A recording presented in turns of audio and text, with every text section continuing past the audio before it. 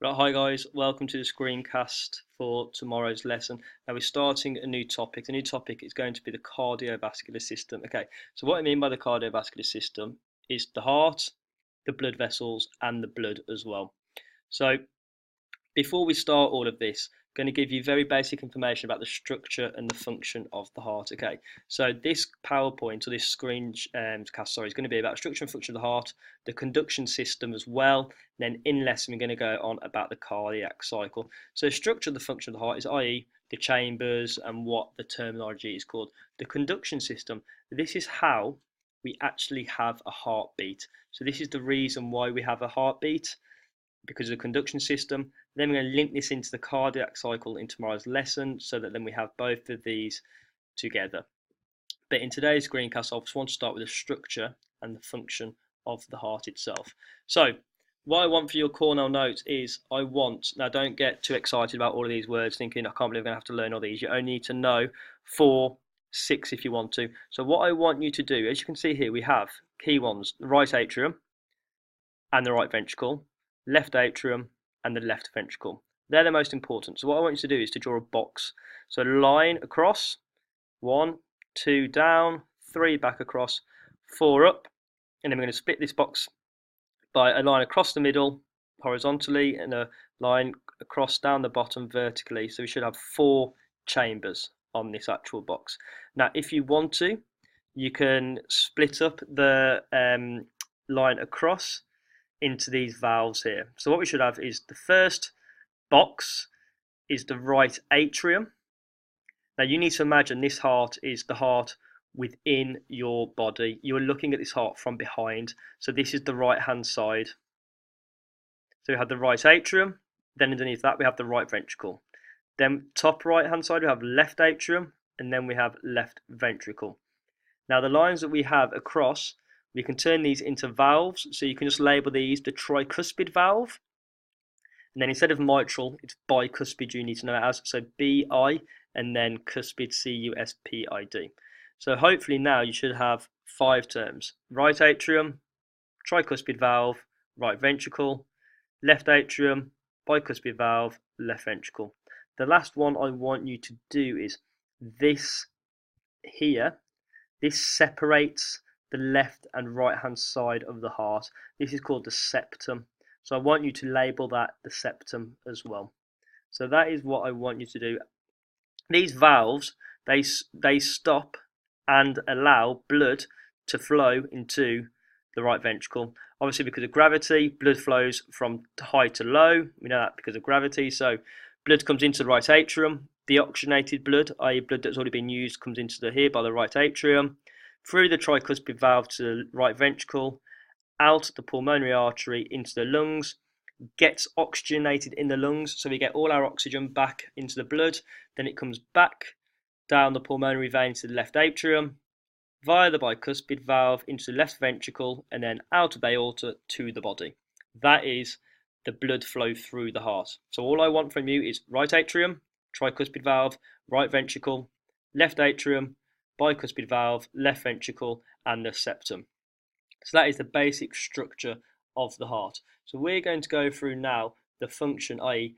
the heartbeat. So these are your Cornell notes. So if you want to pause this and get these down, we have the sinoatrial node, atrioventricular node, bundle of His, and Purkinje fibers. So they are the parts or the terminology we need for the conduction system. The conduction system is how we have a heartbeat. So you can see from here, this diagram: sinoatrial node, atrioventricular, bundle of His, and Purkinje fibers. This here in the right atrium is sinoatrial node. Now, the importance of this is that it generates the electrical pulse, or initiates the electrical pulse, and fires it through the atrial walls, causing them to contract. So this is how our heart initiates a beat. So we initiate or generate an electrical impulse here. This impulse makes the atrial walls contract, which means it's forcing blood from here into the left ventricle. So from high to low, This initiates an impulse, gets sent, atrial walls contract, and blood flows down. Now, whilst the atrial walls contract, a message is getting sent to the atrioventricular node, or the AV node. Now, this collects the impulse and delays it for approximately 0.1 seconds to allow the atria to finish contracting. So, for example, if an impulse got sent straight away and we got a contraction, and then all of a sudden the ventricle contracts, we've still got blood left in here. So you have a contraction, this delays, so the atrioventricular node delays it by approximately 0.1 seconds to allow the atria to finish contracting to force all the blood into the atrioventricular node.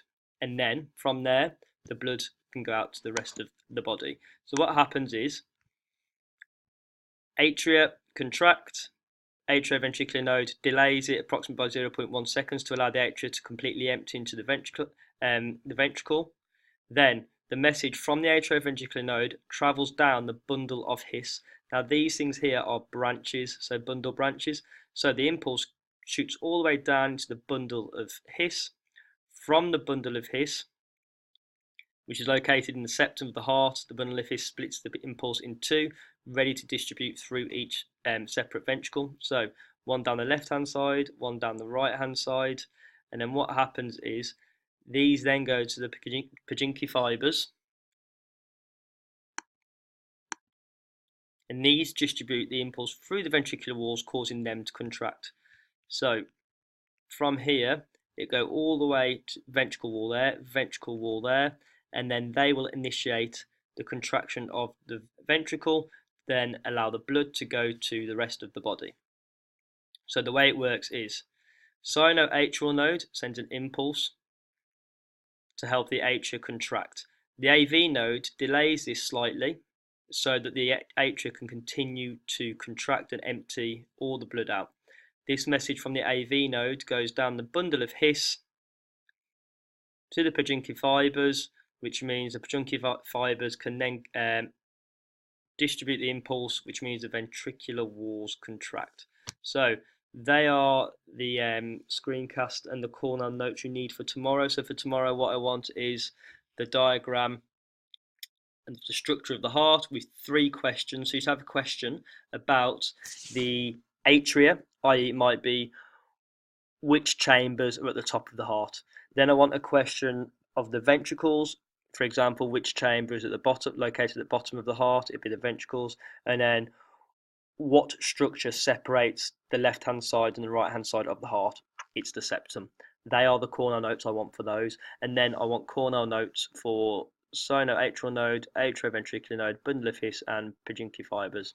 Okay, cheers guys, thank you, bye.